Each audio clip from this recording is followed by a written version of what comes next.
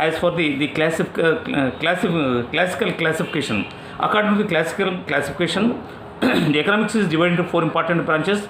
These are production, consumption, exchange, and distribution. These are four important branches of the economics. Basing on these four important branches, where there is a different theories was developed by the economists from time to time, depending upon the requirement of the society and depending upon the contemporary issues in the society. So already I told you in our last class we discussed about the production. The production means it is the important branch of the economics. Without the production we cannot imagine the things, just like the factors of production, the production activity, the economic activity will not be takes place in the economy. The production means, in the exact words we can say that is the creation of utility to the goods and services. Creation of utility to the goods and services is called production.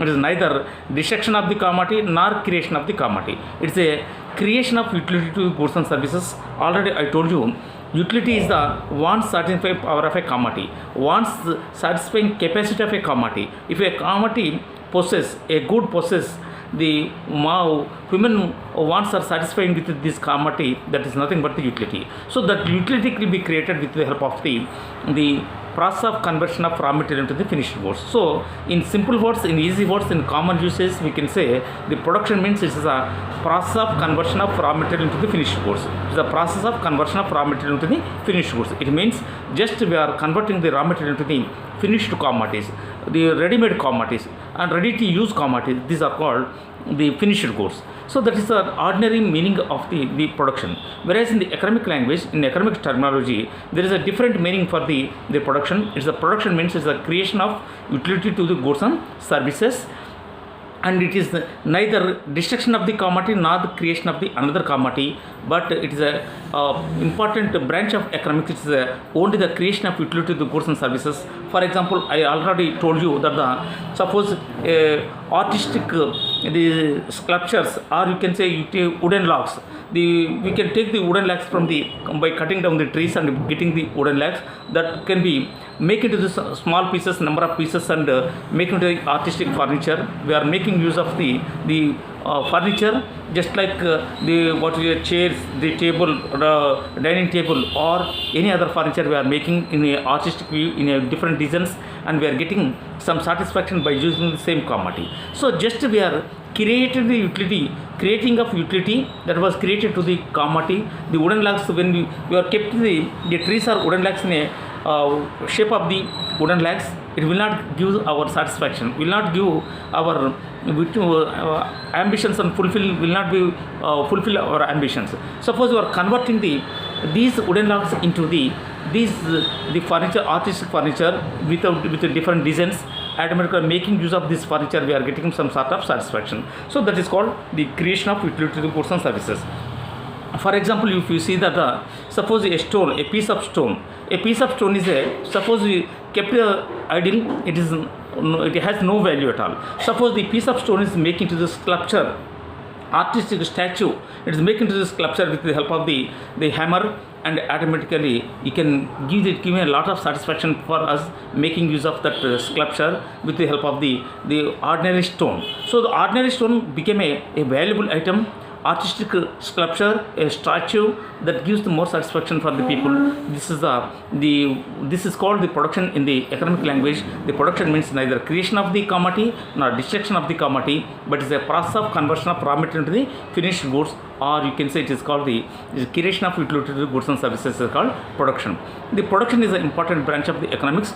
Basing on the production, we have to study the important theories, just like the law of variable proportion theory, law of return to scale theory, and internal economists and external economists. Many more theories we have to study throughout our syllabus basing on this branch of the production. So this is the first part of the traditional classification of the first branch of the economics. Then second, the important part is the concern with the consumption. So the consumption is the important branch, another important branch of the economics. The consumption means in ordinary usage, in ordinary language, in common uses we can say, suppose using of the commodity is called what you say consumption, but in economic language It is not the using of the commodity, but extracting the utility from the goods and services. We are getting the utility from the goods and services. We are sweeping the goods and utility from the goods and services is called. We are trying to crush out. We try to brought out the utility, and we are extracting the utility from the goods and services is called the consumption. The consumption is different from basing on the behavior of the persons, the tastes and habits of the persons. The consumption is an important branch of the economics, and without the consumption, if the people have no need of the consumption, there is no production. If there is no production, there is no using of the land, labor, capital and organization. There is no rent, wage, profit and interest. Even no need of the production activity, and economic activities will not be takes place in the economy. So the consumption is an important branch of the economics. The people have different behaviors, different tastes, different habits. They will try to go for using the commodities in a different way, and the consumption pattern has been changing from the day to day because of the changing attitude of the consumers. We are gone producing different type of the commodity, different varieties of the commodities, and that gives a lot of satisfaction for the consumers. So that is an important branch of the economics. So second branch of the economics, basing on this, the important theories, the basic theories of the economics, there are the law of diminishing marginal utility theory, equi-marginal utility theory, and even indifference curve analysis, and some other important theories was proposed and developed by the economists from time to time, depending upon the requirement of the society and contemporary issues in the society. Basing on these things, the important theories was developed as a part of the basing on consumption. So this is a consumption part. Then the third part is called the exchange. Exchange means the changing of one commodity instead of another commodity, giving one commodity and taking another commodity. It is a reciprocal, giving one commodity and taking one commodity. That is called the exchange. So we are X commodity, or we are giving X commodity and taking the Y commodity. So X commodity exchanges with the Y commodity. It is the changing of commodities. The changing of commodities for X for Y and Y for X is nothing but the exchange. The exchange is important. Why? Because we cannot produce all the commodities what is necessary for you. Suppose we need the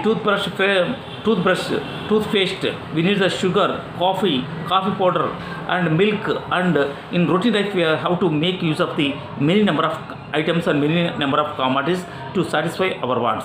But all the commodities cannot produce by a single man. A single person cannot meet own requirement with the only producing his own requirements with himself only. So he has to depend upon some other things. So basing on that, the professionals, the vocational courses, the professionals, just like the important professions like the ironsmith, goldsmith, and the potters, weavers, these communities are become into the prominent in the India because of the basing on the work what have done. Work what is endorsed for those people. Somebody is making a goldsmith work, somebody is making the ironsmith work, somebody is going for the weaving work, and some of these potters, weavers, in different sections of the people, different categories of the people, they are making the commodities with their own hand skills, with the professional skills. They try to produce the commodities in the economy. So all these commodities, a potter, he produce only the parts, and a weaver, he can make only the garments, and what you said, that is the different type of the cloth.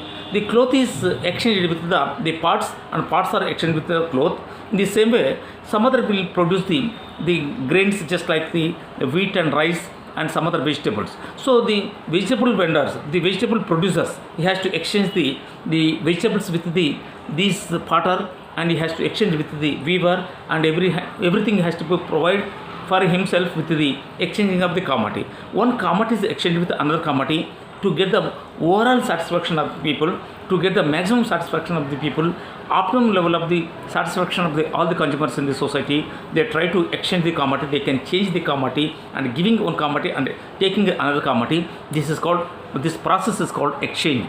Without the exchange, we cannot imagine the other two branches, like the production and consumption. The production and consumption, two things are these two branches are depends upon the exchange. Suppose we imagine that there is no exchange, there is no use with the consumption. The consumption is easily possible, not possible, and even we are not getting the maximum level of satisfaction. We cannot fulfill all the ambitions, all the desires, all the wants, because of when there is no exchange, we are able to produce only one type of the commodity that will not give the more satisfaction for us. So we try to they produce our commodity as a specialization work, as a professional work, and basing on these things, and they try to exchange the one commodity for another commodity in the markets. This is called the exchange. It is based on, it is a third important branch of the economics. Basing on this, we can go for the markets, different type of the perfect competition, imperfect competition, the local market, national market, what you say, the international market, national market, international market, local market. In the same way, perfect competition, imperfect competition. On the basis of time, we can classify the markets into the very short period market, and long period market. In the same way, we can go for the classification of the markets on the competition, the perfect competition, and imperfect competition. In this way, markets are classified on the basis of three important criteria: on the basis of time, on the basis of competition, and on the basis of the area covered. Area covered, just like the local, national, international markets. Short period, very short period, and long period. Now, on the basis of competition, we can classify the markets into the two categories. These are the perfect competition and imperfect competition. Further, imperfect competition is subdivided into the many number of branches. The oligopoly, duopoly, monopoly, monopolistic competition. There is a different type of the market structures are there. We will discuss those things in the fifth lesson, and all these things are concerned with this exchange. All these things are considered under the part of the exchange. This is the third branch of the important branch of the economics. Then the fourth and finally the fourth important part is called distribution. Distribution means it is a paying reward to the various production factors, paying remuneration for each and every production factor, and giving the price for the production factors is called distribution. In ordinary usage, distribution means it is distributing the items for different purposes. Just like a film institute, a film producer, he can distribute, he is acting like a distributor. He can distribute the film boxes from one theater to another theater, one place to another place. That is called distributor. So the distributor is quite different from the word what you are using in economics. The distribution means it is only the paying of reward to the various production factors. Is a price paid for the production factors, and remuneration given to the production factors are called distribution.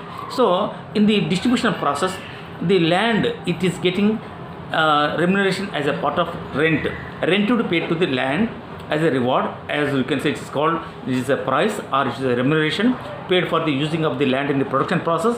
We are paying the rent, and the laborers are getting wages. Wages are paid to the laborers, and rent is paid to the land, and interest is paid to the capital, and profits are paid to the organizer. So in this way, the four production factors are getting the part of distribution, part of remuneration as their price, reward, or remuneration in the name of the rent, wage, interest, and profit. Land, labor, capital, and organization. So the rent is paid to the land, the wages are paid to the laborers, and interest is paid to the capitalist, and finally organizer is getting remuneration as a part of the profits, either profits or losses.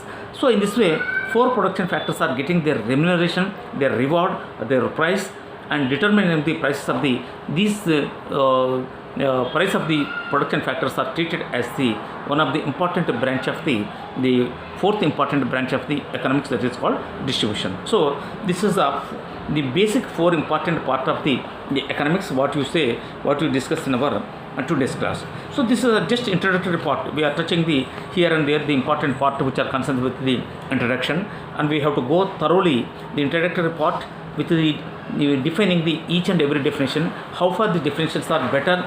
Suppose the welfare definition is better to the wealth definition, and the scarcity definition is better to the welfare and wealth definition, and the latest definition, that is the growth definition, is the better, and all means it is right presentation for the contemporary society that was presented recently. So it is a modern definition of economics. It is somewhat better than the other definitions of the economics. We will see all those things in the latter part and the next episode and next part of this lesson. And I feel it is better to go for the fundamental concepts of the economy. The primary concepts of the economics is more important. Why? Because in teaching lessons, we are going to make use of the different words, different terminologies, different economic words what we are using in our lessons. So we have to first of all know the meaning of these fundamental concepts. The fundamental meaning of what is the fundamental meaning of each and every word, each and every terminology what we are using in the economics. You know that the ordinary meaning of the terminology is quite different from economic language. You know very well, just like the production, consumption, exchange, distribution, everywhere we are seeing that the meaning of the ordinary usage is quite different from the meaning of the economics terminology. In the same way, the basic concepts of the economics, or you can say it is called the primary concepts of economics, or the fundamental concepts of economics. You can say in three ways: the basic concepts of economics, the fundamental concepts of economics, and the primary concepts of the economics. We have to learn that gives the complete information about the terminology, and meaning we can know easily the meaning and the definition of these terminology. With the help of these terminology, we can able to understand the lesson easily without facing any difficulty. Suppose I am using the word the good, the commodity. What is a good? Different type of the goods are there. The free goods, economic goods, capital goods, consumer goods, and different type of the goods are there. Then how you can understand without knowing the meaning of these words? In the same way, suppose I am going to make use of intermediate goods. What is the intermediate goods? First of all, you have to know the intermediate goods. I can during the teaching of the lesson, I can make use of the words these are.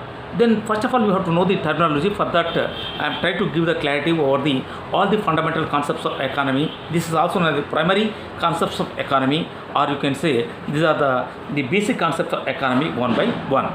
First of all, as a part of the fundamental concepts, the good, the free good, economic good, the perishable goods, durable goods, consumer goods, capital goods, and single-use goods, and durable intermediate goods. These are the different type of the goods what you are using in the terminology, using in the economics, and we have to learn the meaning of this one by one. First of all, basically a good means it's a commodity. Good means it's a commodity. Commodity means it's a thing. In ordinary usage in English language, you can say it is a thing. But this thing means it has a certain shape, color, and it has to certain occupy a certain space and the area. Then you can say thing in the English language. But in the economic language, the goods means basically the goods means anything material that can satisfy human wants. Anything material that can satisfy the human wants is called a good, or you can say it is called commodity. Anything material, once again I am repeating, anything material that can satisfy the human wants are called the good. The goods may be, it has to satisfy human wants. It has to fulfill the human desires, human ambitions. That is called the good. So anything material that can satisfy the human wants are called, it's a good. Goods are basically divided into the three important categories. They are the what you say, that is free goods, economic goods, and intermediate goods. Free goods means those goods which are freely available in the society. Those goods which are given by the nature, freely given by the nature. Those goods which are given by the God and without any scarcity. It means these goods are plentifully available, sufficiently available. These are abundantly available without any scarcity, without any shortage, without any shortfall.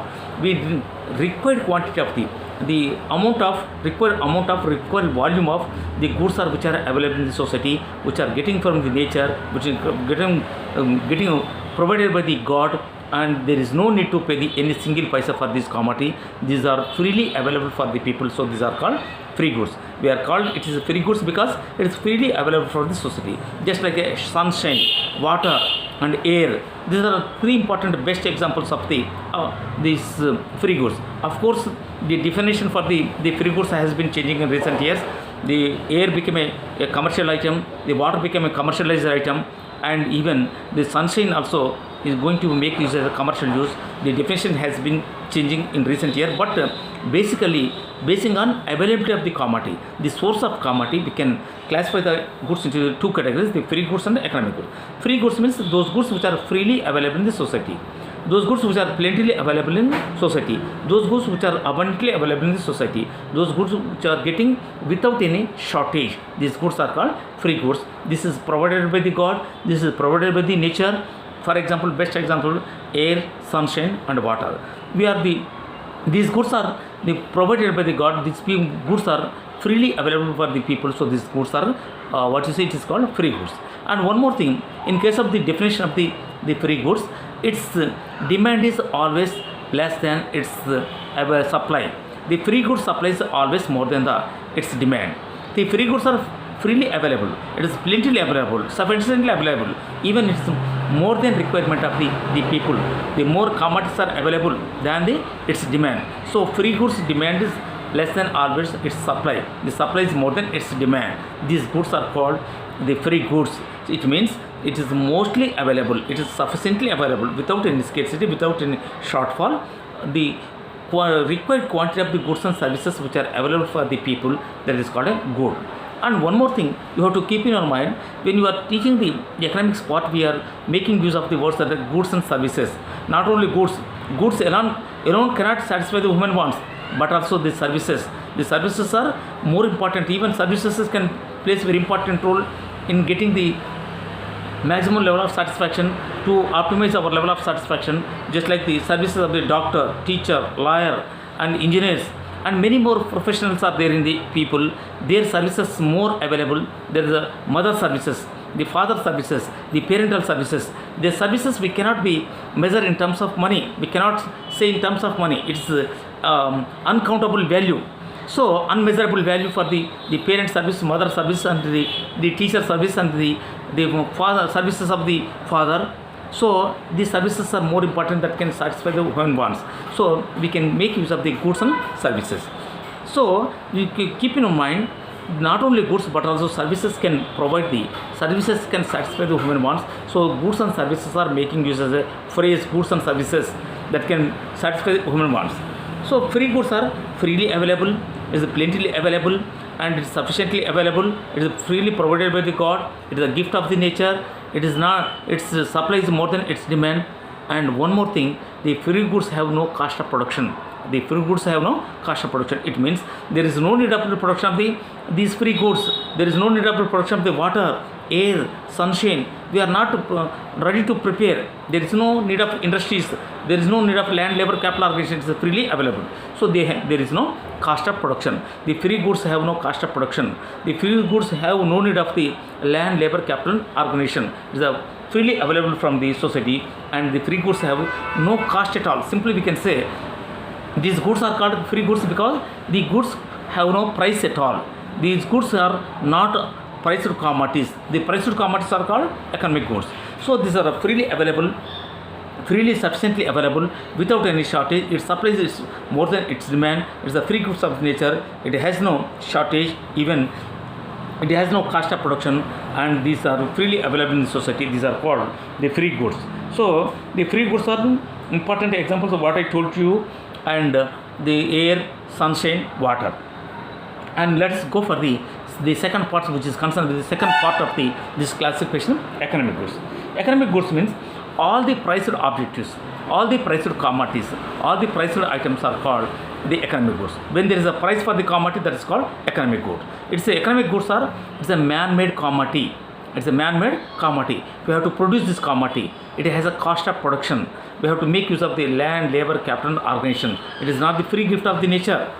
Suppose a cell phone, a water bottle, or you can say a table, a pen, pencil, what you say, there is a tube light, or whatever the requirement of your consumer goods or capital goods, that it has to be produced. Making use of land, labor, capital and organization. It is a man-made commodity. Economic goods are man-made commodities. Economic goods are priced commodities. It is shortage, its supply is shortagely available. So we have to produce this commodity. It's not the gift of the nature. These goods are a priced commodity. It has a cost of production. Even the priced commodities have the value in use as well as the value in exchange. Value in use and value in exchange. These are two important the concepts and the terminology we have to keep in our mind in regarding to these economic goods and the free goods. So value in use and value in exchange. These are two terminologies connected with the free goods and economic goods. The free goods have no the value in use. Free goods have only the value in use. There is no value in exchange. Whereas the economic goods has the value in use as well as the value in exchange. Both features it has. Economic goods has. What is the value in use means? Suppose we are using the one commodity, we are getting a lot of satisfaction. That is called value in use. suppose you may see that the air, water, sunshine, we are breathing the air in the form of oxygen, we are exhaling, inhaling oxygen and carbon dioxide. It's a respiration is going on, we are making use of air and we are getting some sort of satisfaction. We are living in this society because of the respiration, and water making use of different purposes, we are getting satisfaction. So these commodities, this is called using this is called value use. Suppose we are using the commodity and getting satisfaction, that is called value use. This commodity has a value use, whereas a value exchange means giving that commodity and getting another commodity, exchanging of the commodity. Suppose if you want to give 1 kg of the 1 meter of the 1 liter of the sunshine, nobody gives nothing. It is a zero value. Don't give. Even suppose a person living in the seashore, a person living in the bank of the river, he will give the bucket of water. The bucket of water has no value at all. Suppose somebody is staying in the deserts, the sand has no the value at all. So it cannot be exchanged. So the free goods have no the exchange value. It has no value in exchange, which cannot be, by giving that commodity we cannot get another commodity. This is called the value exchange. So the free goods have only the value in use, but there is no value exchange. But whereas the economic goods has a value in use as well as a value exchange, we are getting some satisfaction by making use of this commodity. It is called value in use. Value in exchange means we are giving one commodity and taking the another commodity in form of the exchange. So that is called value in exchange. So it is a basic difference between the economic goods and the free goods is the economic goods have the value in use as well as the value in exchange, whereas the free goods have only the value in use but no value in exchange. So this is a basic difference. And the free goods are the, what you say, this is the free goods are called, what you say, these are the freely available for society. It's a gift of nature. It is not the man-made commodity. Whereas the economic goods are the man-made goods. These are the cost of production. All these goods are priced commodities, and these are the exchange with another commodity. These can satisfy human wants.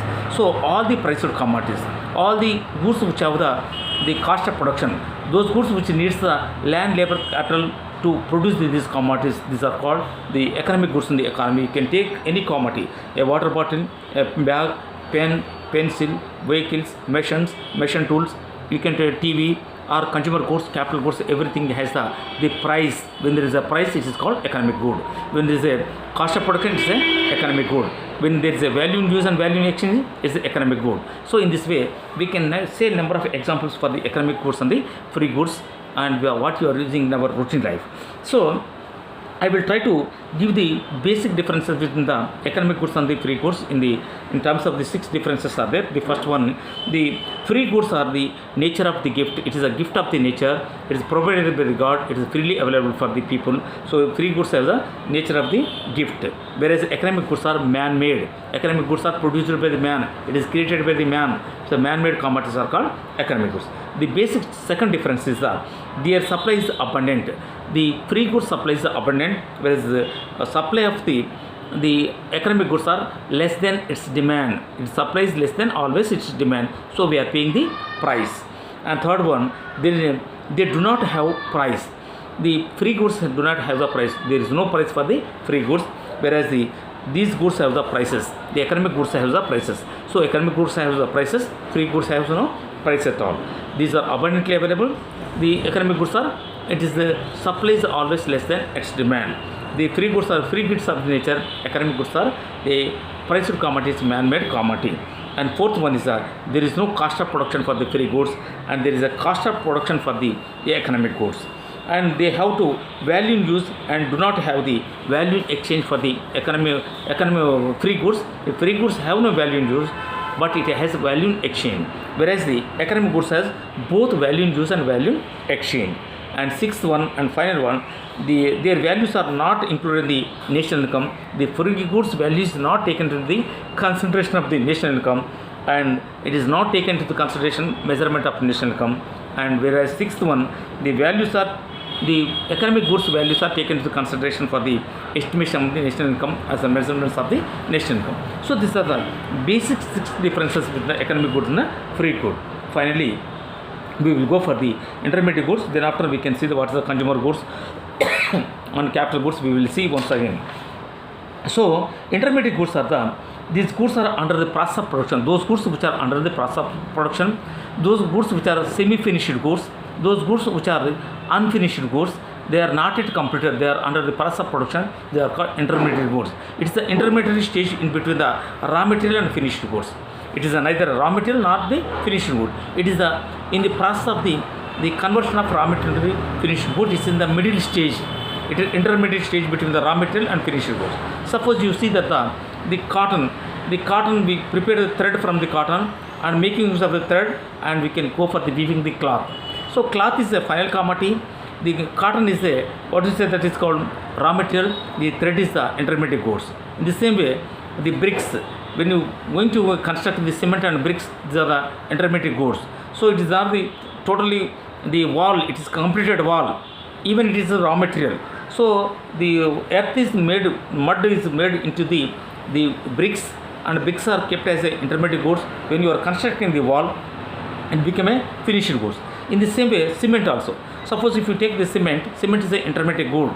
It is not the finished commodity. It is not the neither raw material. It is in the process of the production. This is called intermediate goods. These are not yet finished. It is unfinished. These are the semi-finished commodity.